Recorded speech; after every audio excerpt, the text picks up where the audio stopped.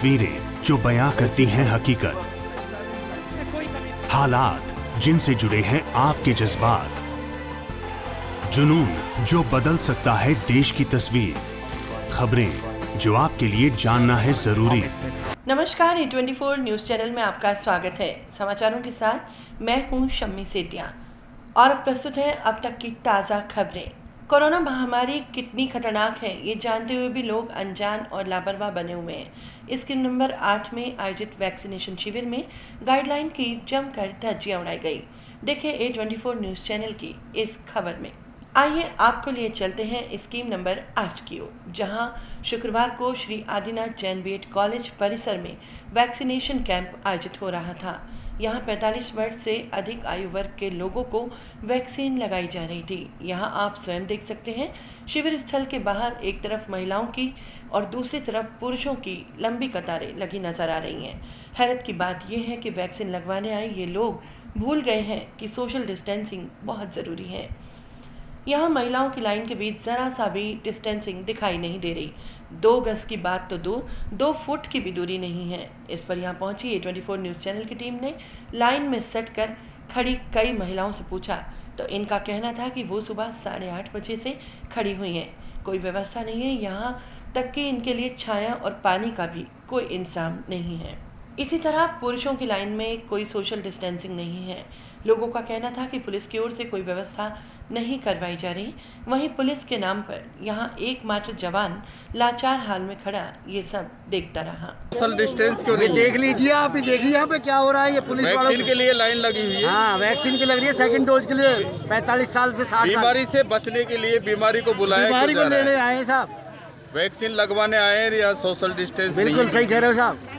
देख लो हालत क्या हो रहा है यहाँ पे। पुलिस वगैरह कोई नहीं है? कोई नहीं, देख लो सब अंदर बैठा है आराम से।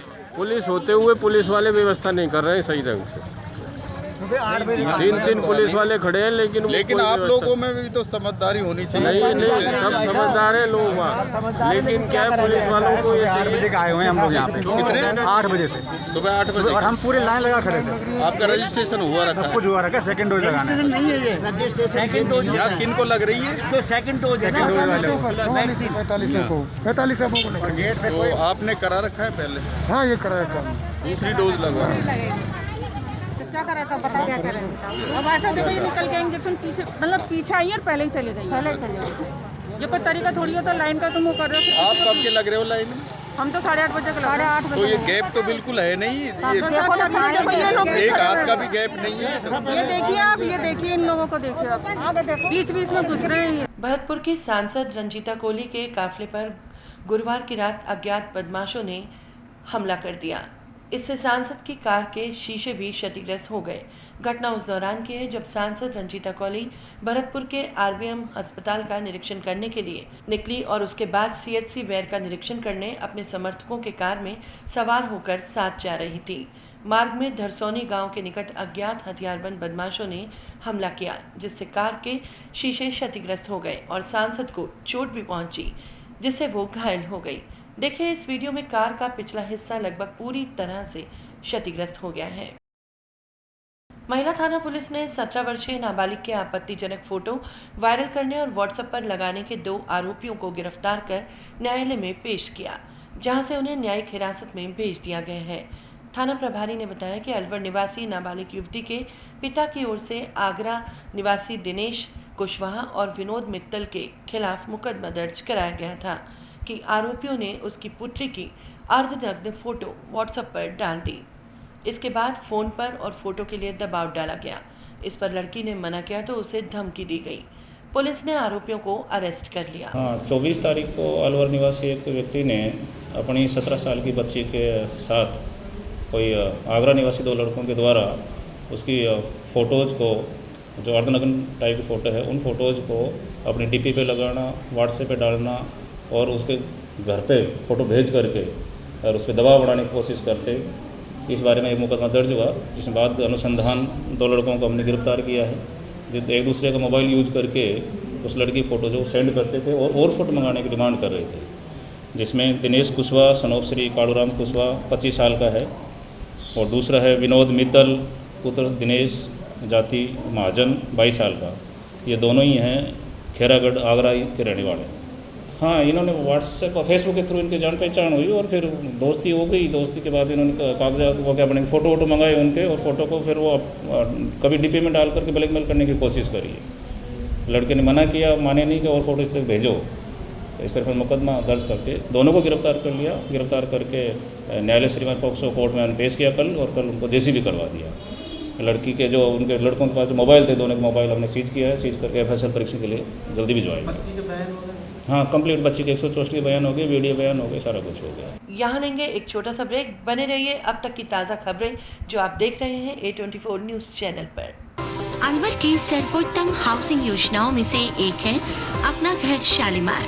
जी हाँ, हजारों परिवारों को इको फ्रेंडली जीवन देने में त्रिहान होम डेवलपर्स हमेशा से अग्रणी रहे हैं और अब आपके अपनों के लिए लाए हैं वर्ल्ड क्लास डिजिटल सुविधाओं से सुसज्जित 4 BHK अमृत कलश लग्जरी आवासीय योजना। जी हाँ, इस आवासीय योजना में आपको मिलेगा स्वच्छंद वातावरण और अभेद्य सुरक्षा कवच के साथ एक ऐसा आशियाना जहां दर्पण और कर्टन भी आपके इशारों पर काम करेंगे।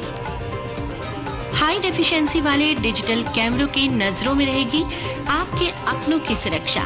खूबसूरत हरा भरा terrace garden, automatic digital kitchen, अत्याधुनिक सुविधाओं युक्त बेडरूम, ड्राइंग रूम और बाथरूम। त्रिहान होम डेवलपर्स की ये अमृत कलश लग्जरी फ्लैट योजना आपके अपनों के लिए ही है। वर्ल्ड क्लास 4 BHK आशियाने की खूबियों को जानने के लिए आज ही विजिट करें अमृत कलश अपना घर Shalimar luxury residence near Telco circle, Alwar, Rajasthan. Contact number Ashok Saini 9672011113।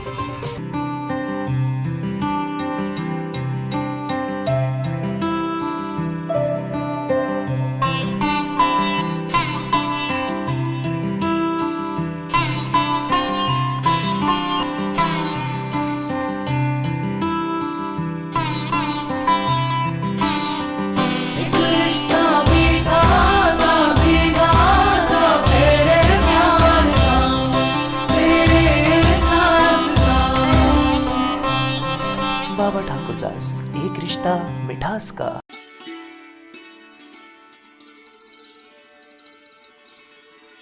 नगर परिषद की तरफ से मैं जनता से हाथ जोड़ के और अपील करती हूँ कि घर से कम निकले। सरकार की गाइडलाइन के अनुसार, नगर परिषद की गाइडलाइन के अनुसार घर से भीड़ भाड़ में बिल्कुल ना जाएं, मास्क लगाए बिना नहीं जाएं, क्योंकि कोरोना जो संक्रमण फैल रहे हैं उनको देखते हुए, और ये बीमारी ऐसी आई है कि पहले तो फिर भी इसमें लक्षण दिखाई देते थे, लेकिन अब कोई भी ऐसा लक्षण नहीं दिखता है, जुकाम खांसी नहीं होती और कोरोना पॉजिटिव आ जाता है बंदा। तो इनमें अधिक लोग ज़्यादातर ऐसे बीमार पड़ के, और हमें पता तक नहीं लगता है, सारे पॉजिटिव हो जाते हैं परिवार वाले। इसलिए भीड़ भाड़ में जाने से बिल्कुल बचें। बिल्कुल भीड़ में जाने की तो जहाँ अपन को बहुत आवश्यकता है तो ही कदम रखें, और घर में अपने ज़्यादा से ज़्यादा परिवार के साथ टाइम बिताएं। परिवार की खुशी है कि आप लोग सही रहेंगे तो परिवार सही रहेगा। महामारी का समय चल रहा है, इसमें आप सभी से एक अपील करना चाहती हूँ कि इस वक्त में, जैसे कि हमारे माननीय मुख्यमंत्री जी भी कह रहे हैं, सभी लोग कह रहे हैं कि हमें आपस में एक दूसरे से दूरी बना के रखें, कोरोना के सभी प्रोटोकॉल्स और बिहेवियर्स को पूरी तरीके से पालन करते हुए रहें और मास्क लगा के रखें। इसी के साथ ही अनावश्यक बाहर जाने से बचें। अभी हम देख रहे हैं कि चारों तरफ कितना कोरोना का महाप्रकोप चल रहा है और हम में से सभी ने किसी न किसी तरीके से अपनों स्वजनों को खोया है। इसलिए आप सभी इन कोविड जो निर्देशित व्यवहार को सभी पूरी तरीके से पालन करें। इसी के साथ मैं एक और आपसे अपील करना चाहूँगी कि कुछ समय से एक तरह के मैसेज सब जगह पे वायरल हो रहे हैं कि बच्चों के खरीद फरोख्त को लेकर और किसी बच्चे को गोद में लेने को लेकर। तो बाल संरक्षण आयोग के सदस्य होने के नाते भी मैं आप सभी से ये अपील करना चाहती हूँ कि इस तरह के किसी भी भ्रामक मैसेज की जानकारी आने पर तुरंत सूचित करें, और यदि कोई भी बच्चा आपको अनाथ या लावारिस अवस्था में पाया जाता है तो तुरंत ही अपने यहाँ की बाल कल्याण समिति, चाइल्ड हेल्पलाइन 1098, बाल अधिकारिता विभाग या पुलिस को सूचित करें। ऐसी किसी भी तरह की स्थिति होने पर तुरंत आप सूचना देकर इन बच्चों के जान नहीं बचा सकते, अपितु उनके लिए कल्याण भी कर सकते हैं।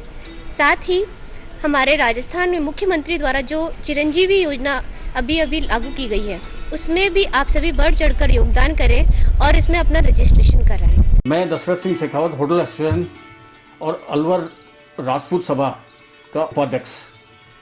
सरकार की जो गाइडलाइन अभी आई है वो महामारी, ये जो दूसरी महामारी है, बहुत ही खतरनाक महामारी है।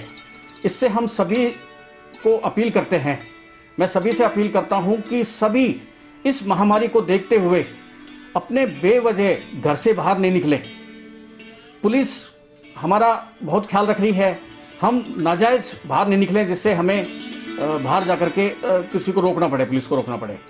और इस महामारी को देखते हुए हमें सरकार की गाइडलाइन का पालन करना चाहिए, जैसे मास्क लगाना, सभी को मास्क जरूरी है, सोशल डिस्टेंसिंग की पालना करना बहुत ज़रूरी है। मैं सभी से अपील करूंगा कि सभी इस महामारी में कोविड वैक्सीन जो सरकार लगा रही है, सभी 18 प्लस भी और 45 से आगे तो लगी रही है, सबके 18 प्लस भी सभी लोग लगवाएं। हमारे मुख्यमंत्री, राजस्थान के मुख्यमंत्री श्री अशोक गहलोत जी ने एक चिरंजीवी योजना निकाली है, इसमें सभी को 5 लाख तक का फायदा मिलेगा। सरकार से अपील भी करते हैं कि जितने भी हॉस्पिटल्स वगैरह है इनमें सब में ऑक्सीजन की, इनकी सबकी व्यवस्था करें, वेंटिलेटर की इनकी व्यवस्था करें, जिससे मरीज जल्दी से जल्दी स्वस्थ हो। यही हमारी अपील है सरकार।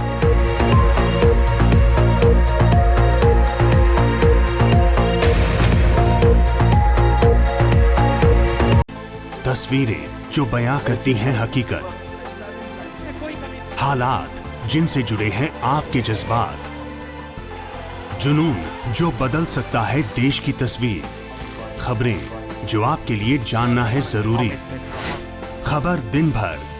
नमस्कार, A24 न्यूज़ चैनल में आपका स्वागत है। समाचारों के साथ मैं हूं शम्मी सेतिया और प्रस्तुत है अब तक की ताज़ा खबरें।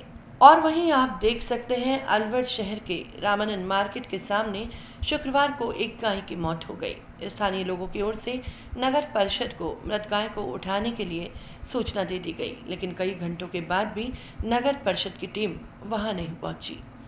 इससे लोगों में खासा आक्रोश देखा गया। ये साहब, ये गाय सुबह 4:30 पौने 5 बजे कोई ना कोई रात को आके पटक गया बताया।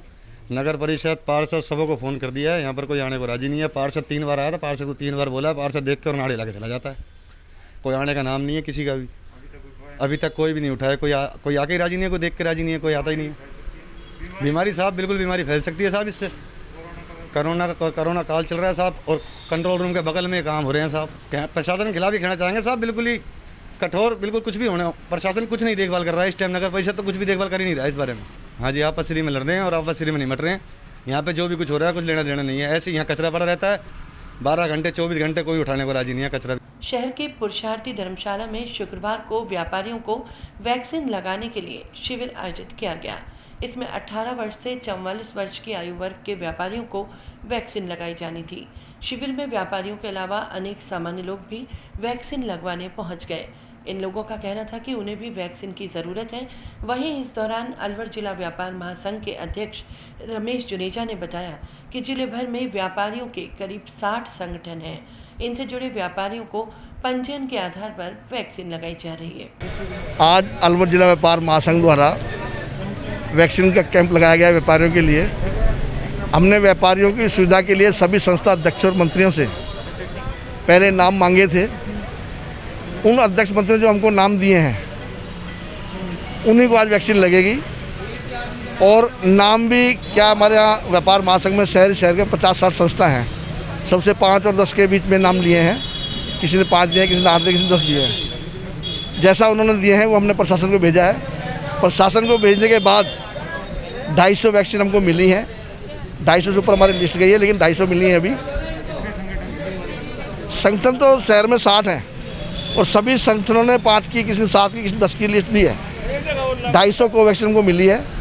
तो हमने रात को बैठ करके सबको बराबर डिवाइडर करके उनको रात को मैसेज कर दिया कि आपके नाम से है, आप उनको सूचित करें।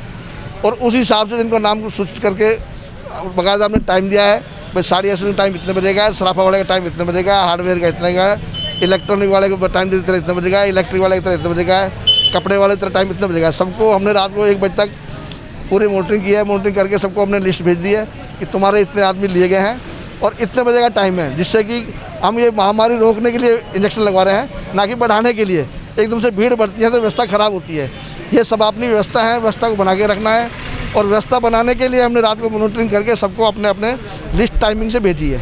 अलवर जिला व्यापार महासंघ के द्वारा आज जो एक कोरोना महामारी विकराल रूप से अलवर शहर में फैल रही है, उससे बचाव के लिए, व्यापारियों को बचाव के लिए एक वैक्सीनेशन कैंप का आयोजन पुरुषार्थी धर्मशाला अशोका टाकीज पर आयोजित किया जा रहा है।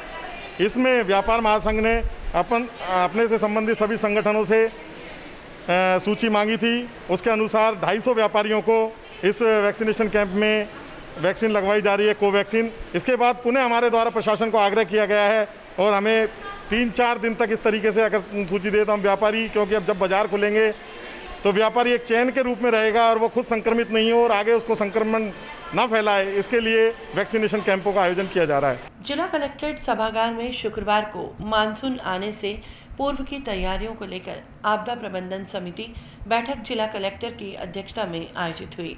बैठक में मानसून आने से पहले बांधों के रखरखाव के अलावा आवासीय बस्तियों में भरने वाले बारिश के पानी के निकास की व्यवस्था को लेकर निर्देश दिए गए। वहीं नाले और नालियों की सफाई समय रहते कराने पर जोर दिया गया। इस बैठक में जल संसाधन विद्युत निगम, नगर परिषद, यूआईटी सहित अन्य विभागीय अधिकारीगण मौजूद रहे। बैठक रखी गई किस बात पर?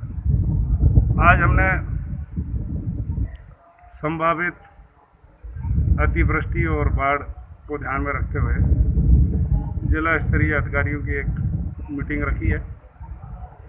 इस मीटिंग में हमने विभागवार किए जाने वाले कार्य योजना की समीक्षा की है और अभी हमने नगर परिषद, नगर पालिका, पंचायती राज संस्थाओं को ये निर्देश दिए हैं कि अपने यहाँ जो नालियाँ हैं, बड़े नाले हैं, सीवरेज वाले नाले हैं, इन सब की सफाई 10 जून तक कर ली जाए।